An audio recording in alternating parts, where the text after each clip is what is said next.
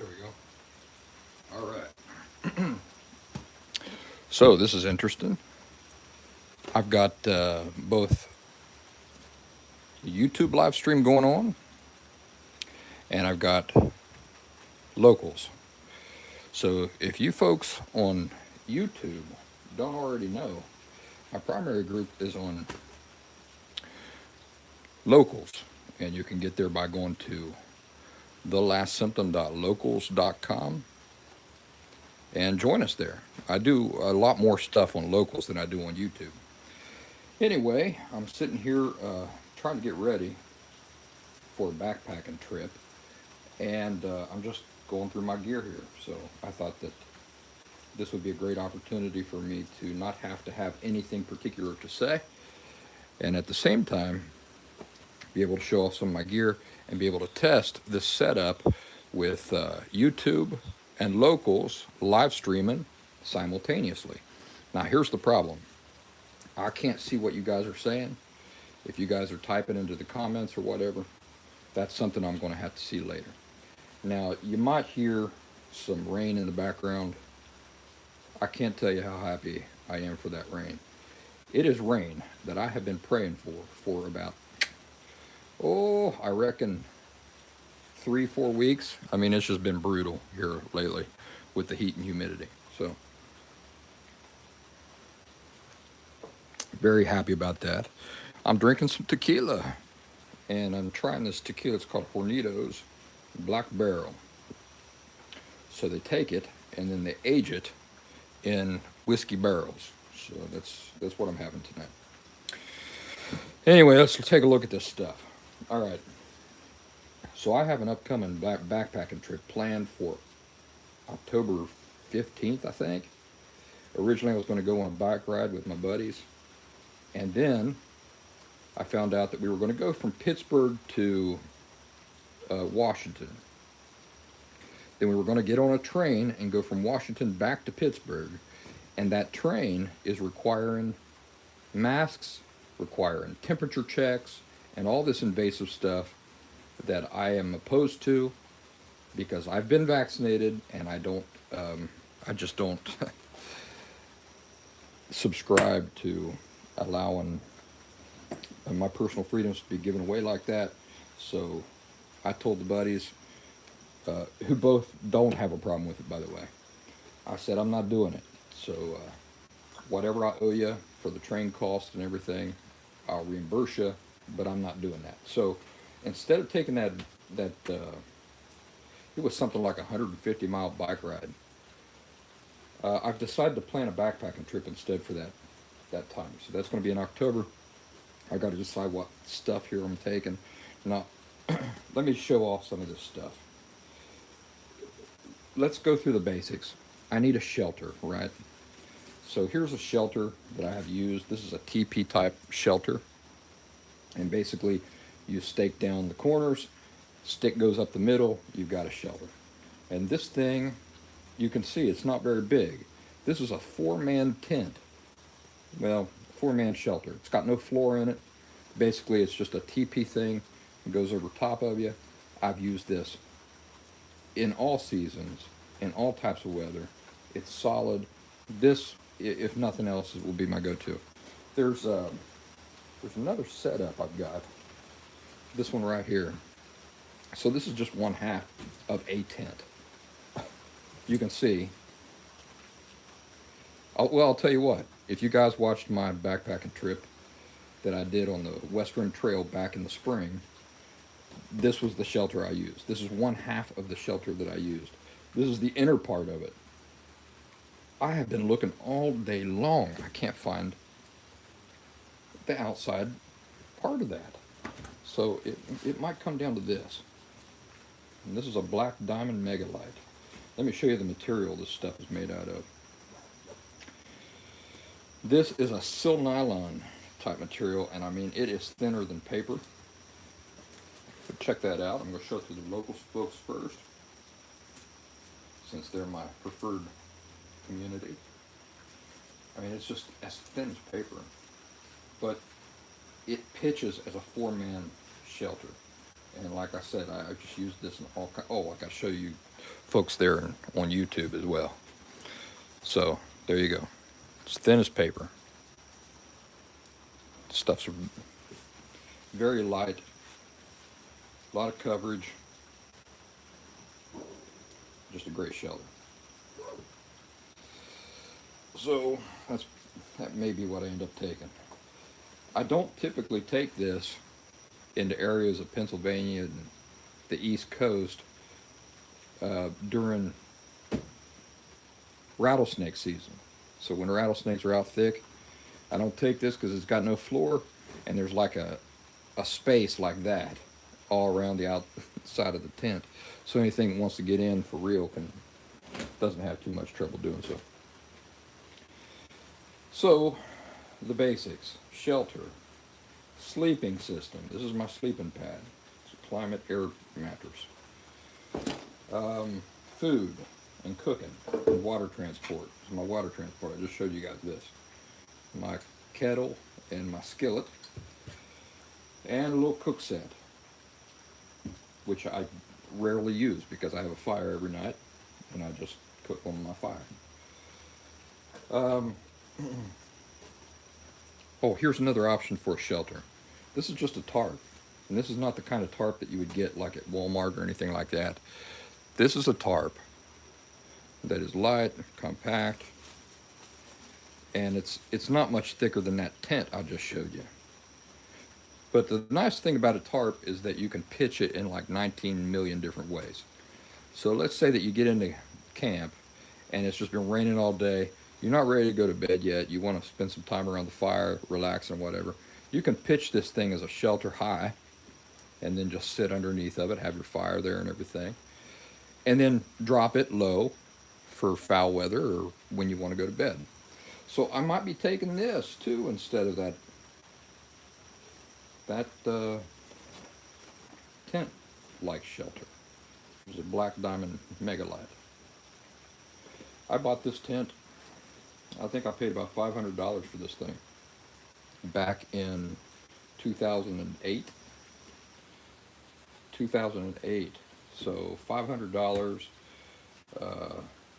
13 years, 14 years. I'd say I've gotten my money's worth. This thing costs like $40 off of Amazon. This might be what I take. Cooking. Something I've gotten here recently that I haven't got to try is this titanium grill. This thing weighs next to nothing. It's like styrofoam, but you build a fire, and then you pull up 2 logs or whatever, 2 rocks or whatever, set that there, and then you can just cook right on that grill, on this titanium grill. It doesn't weigh anything. It's as flat as can be. And what's nice is, let's say, most of my gear you can just jam right into a fire, but let's say that sometimes cooking is easier when you're not right in the fire. So if you've got that set up like on 2 different logs or rocks or whatever, then you can just keep your stuff heated all night long on top of that. You can set a fry pan on top of that. It's like I said, I haven't got a chance to use that, but I own one, so might as well try it out sometime. So I'm thinking about taking it on this trip in October. We'll talk about this here in a second. Chairs. Now I'm going to say 10, 15 years, whenever I'd go on these long excursions in the woods, there were no such thing as chairs you could carry. In the last decade or so, they've come up with these really lightweight chairs that you can take, and I've been carrying one of them, which was always a little bit heavier than I liked. Very comfortable, but still it took up a little bit too much space in my pack, a little too heavy. And then I come across this thing not too long ago. This is a stool, Let me show you how this works. The legs come out, and the beautiful thing about this is that these legs won't come. These legs won't go back. They won't collapse when the chair is fully extended. But this thing weighs nothing. It's made out of like airplane grade aluminum. And so you pull out the legs like this. You hear that click? And then you twist it like that, and now that becomes a stool. So that's much more to my liking because it's very compact, weighs nothing. It's not as comfortable as that other chair I've been using, but man, what a nice, it's better than sitting on a wet ground. So, oh, those legs, you see, they won't go back up while the thing is extended. But if you twist it like this, like you're putting it away, now suddenly those legs will collapse. And that's what makes this thing such a beauty. See if we can tie that up. There we go. So, I just got this in the past, month and a half, and I have not got to really try it out in the field. So I'm just really looking forward to getting my pack weight down. Let's see, what else do I got? This is my fire kit. Let me show you my fire kit.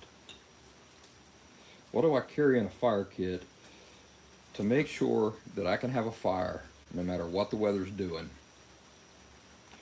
and yet it still be completely dependable? Well, I use fat wood. And fat wood is just wood that you can find out in the woods where like a pine has fallen over, and resin, just like blood clotting, really. Resin has accumulated in certain parts of that pine, and it it solidifies in there. It like coagulates inside the wood, and so when you find it, this stuff weighs like a quarter ton. You can cut off pieces of that. I didn't cut pieces off of anything here. I just bought this. Bought it from LL Bean. Bought I think a 5-pound box of it, or 50-pound box, or 100-pound box. I can't remember. But you can see there. See these dark areas in here inside the wood? That's all resin or pitch. It's also called pitch, pine pitch. That stuff is extremely flammable. So I can light one of these, and this will burn on its own for about, I'm going to say 6 to 10 minutes, depending on how much pitch is in it. But this is called fat wood. So I carry a certain supply of that with me. I think as I've explained in the past, cotton balls make a great tinder. So you can get these cotton balls out, fluff them out, they make a great tinder. They'll take a spark no matter what. But there's something else that I made here recently that I want to share with you. And it's these things. Now, you ladies might recognize these. These are like face pads for like removing makeup at the end of the day. And what I do is I take these cotton pads and I use a candle. Smell really good, by the way.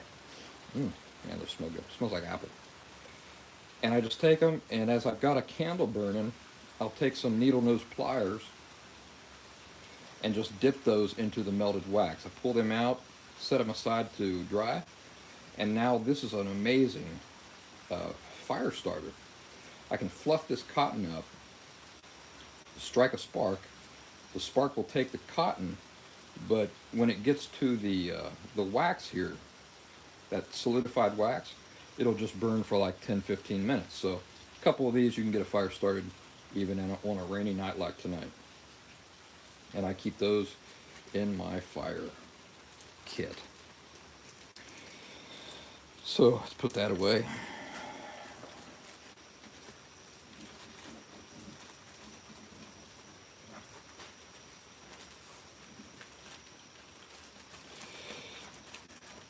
That's it. That's my whole fire kit right there, man. I'll tell you what. With that right there, I can get a reliable fire started in any kind of weather, any time of year, anywhere, very reliably. And probably I've probably got five days worth there, maybe 6 days, 7 days worth. What else?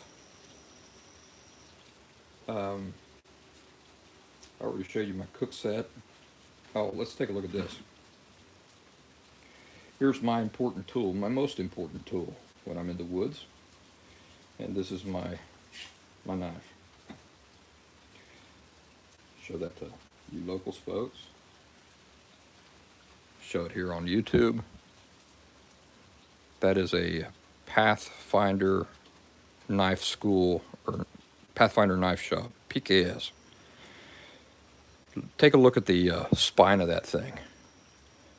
I mean, that is a serious knife. That thing will take all sorts of abuse. I can pound on that with a, what do they call that? Anyway, I can pound on that to split firewood and all sorts of things. Take a look at that spine, folks. That's a serious knife right there. Single tang goes right through the handle and just fits so nice in the hand. I use this for everything. For those of you who don't know, when you're checking a knife, you know, you never rub your hand across it that way. You check it this way. And you're just checking for curls or anything like that. Check its sharpness. It's not as sharp as it used to be. Then, for processing larger firewood, I have this big folding saw that I used to use, and it's too heavy. So I've since gone to this Gomboy. Show that to you on YouTube, show that to you on locals. And that's what it looks like. And I can slice through logs, pretty significant logs out in the woods. The interesting thing about this Gomboy is that the teeth are set back like this. So you're not doing any cutting on the thrust. You're doing cutting on the draw. So very little pressure this way, holding it tight this way. All the cutting is happening on the draw when you're coming back with the blade. But it's a very, very nice tool. I can't remember what I gave for this, but it was worth every penny. I mean, it's just cut my pack weight down dramatically. First aid kit. I made this kit myself during the pandemic when we were all quarantined. Tried to stay busy and productive. I created this pouch for it because I said, what if I'm knocked out or sick or I'm injured or whatever, and I need to tell somebody, hey, get my first aid kit out of my pack. You know, I don't want it to blend into all my other gear. So it's got to be something that stands out, and you know, I can just tell people, reach into my pack, grab that bright orange bag. That's my first aid kit. So what sorts of stuff do I have in here? Everything you need. Hydrocortisone cream. I've got emergency tape. I've got emergency, you know, alcohol and stuff like that. Bandages. More of those face cleansers. I thought those might come in handy in a first aid kit. And stuff like this is really kind of a pain in the butt to carry. You know, it takes up space in your pack. It takes up weight. And it's one of those things that hopefully you're never, ever going to have to use. But it's one of those things you definitely want to be there if the need ever arises. So it's a pain in the butt because it takes up precious space and weight, but you know, it's just one of those things that you got to have. Here's my toiletries bag. Guys, how personal do you guys want to get? Let's take a look at this. So, toilet paper. Probably more than I'll ever use in the woods. Baby wipes. These things are a godsend. They, you can really stay really clean with these things. Not just related to bathroom related activities. I mean, you can just wipe yourself down with them every day. Really nice. You bury them, you know, in 3 months they're not even there anymore. They deteriorate. Some camp soap. In here I keep Excedrin, Aleve, and what else do I keep in here? I think Excedrin and Aleve.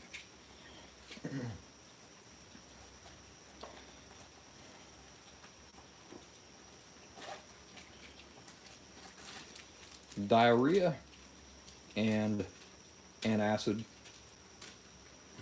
and a mirror.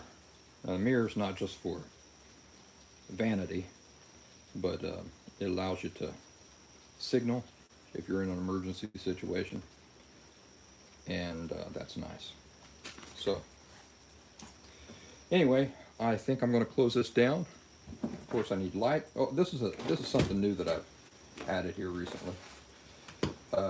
Is this pepper spray?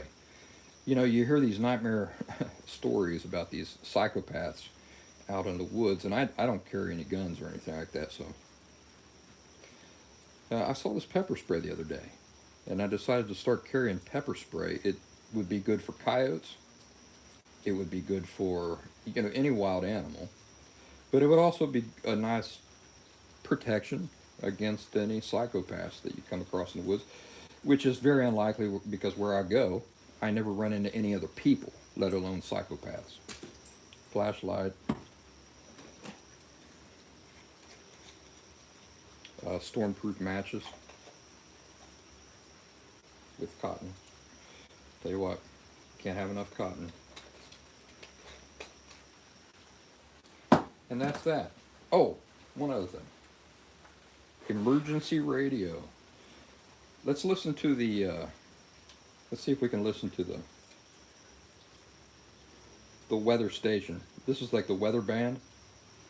And this thing is nice because it's got a crank on the side. So if you need to, you can crank that thing. It doesn't need batteries. It's not too heavy.